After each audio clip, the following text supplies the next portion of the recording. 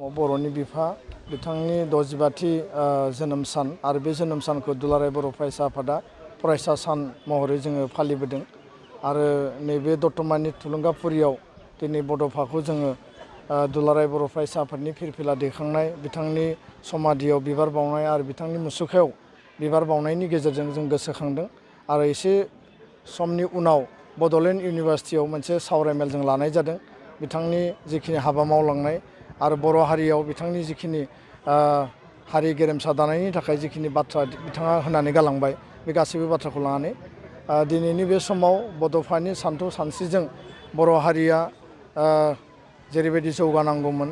बे गासैबो बिथिंखौ जोङो रोखायै दिनै गायसननायनि दिनै लामायाव आरो बेखायनो दिनै राजनितिक जि दाबि बा बर' हारिनि थामोनथा रैखाथिनि थाखाय बिथाङा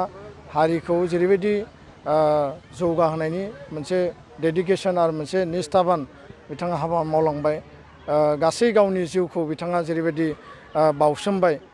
दिनै जोङो बिथांनि बावसोमनाय बिथांनि मावनाय बिथांनि सिन्था बिथांनि आदर्शनि गेजेरजों दिनै जोङो बर' हारिखौ नैबे लेभेलाव बा नैबे स्टेटासाव जों मोननो हादों आरो बिथाङा बे थांनाय 30 बोसोरनि सिगां बे सोमावसारनायखौ बे जांख्रिखांनायखौ बे बर' हारिनि रैखाथि आरो थामोनथानि थाखाय जुजियामोनब्ला दिनै जोङो बे थासारिखौ जों मोननो हानाय नङामोन आरो बिथाङा बर' हारिनिल' आदर्श नङा बिथाङा गोग्लैसोनाय गासैबो हारि हारिसाफोरनि मोनसे आदर्श आरो बेखायनो बड'फाया बर' हारिखौ गेरेमसा हारि माने महरै गायसननो नागिरनाय बर' हारिखौ गासैबो बिथिंजों साखाफारा राफोद हारि हिसाबै गायसननो लुबैनायनि जे मोनसे थांखि बे थांखिखौ दुलाराय बर' फरायसा आफादा फैबाय थानाय समाव मावगोन बड'फानि सानथौ सानस्रि बिथांनि मावलांनाय हाबाफारिफोरखौ गोजोर खालामनो थाखाय दुलाराय बर' फरायसा आफादा गासैबो बिथिङाव जोङो हाबाफारि लागासिनो दङ बड'फा मिशन फर सास्टेनेबल चेन्ज गुन गोनां सोलोंथाइनि मावथांखि बर' हारिनि बर' समाजनि गासैबो बिथिंखौ जोङो माने गोग्गो गोथार खालामनो थाखाय समाजारि जांख्रिखांनाय हाबा मावनायनि बेलायाव आबाद मावनायनि बेलायाव लेखा फरायनायनि बेलायाव हारिमु राव थुनलाइ सिबिनायनि बेलायाव बे गासैबो बिथिंखौ लानानै जों हाबा मावगासिनो दङ दा बेखायनो चेलेन्जआ दाबो जोबाखै जुजिनांगौ बिथिङा दाबो जोबाखै आरो बेखायनो समाजाव दाबो जौ जुवा दायना दायनि फोथायनाय उन्दै बैसोआव हाबा जानाय ट्राफिकिंनि प्रब्लेम आरो लाइमोनफोरनि जिखिनि जेंना जेंसि बेखौ जोङो गैया खालामनांगोन आरो बड'फानि आदर्शजों बर' हारिखौ जोङो गोग्गोमै गायसननांगोन आरो दिनैनि बे सानाव बड'फानि न'खर आरो लोगोसेनो बड'फा उपेन्द्रनाथ ब्रह्मनि सोरगोआरि जिउनिसिम जाहाथे बिथाङा सोरगोआव आलो गोजोनै थानो हायो आरो न'खराबो आलो गोजोनै संसार जानो हायो बिनि थाखाय आनान गसाइनि खाथियाव आर'ज गाबदों आरो बेखिनि बाथ्राखौनो बुंबाय गोजोन्थों। दुलाराय बर' फरायसा आफाद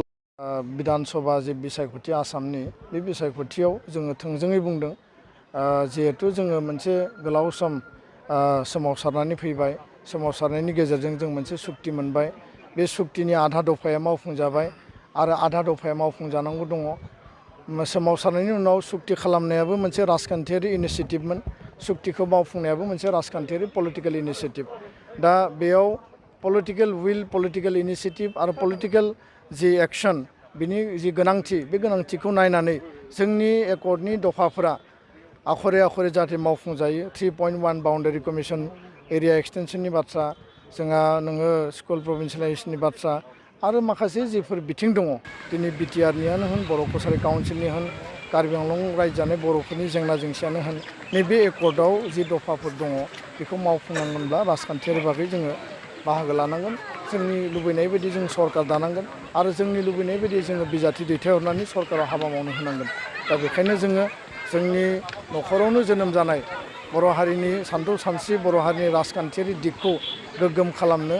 जातिनि थाखाय हाबा मावनो थाखाय दानानै होजानाय UPPL हान्जा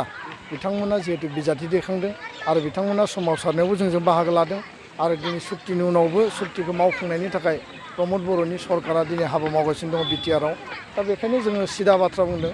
जे प्रमद बर' बिथांनि UPPL हान्जाया एकर्ड इमप्लिमेन्टेसनखौ जिहेतु हाबा मावबाय बे हान्जाया एबसुनि प्लेटफर्मनिफ्रायनो जातिनि थाखाय प्रयजन होननानै जोङो दानानै होदोंमोन दा बेखायनो दिनै बिथांमोना बिजाथि दैखांदों बिथांमोनखौ जों मदद होदों आरो बिथांमोननि बिजाथिखौ रायजो राजाया मदद होनानै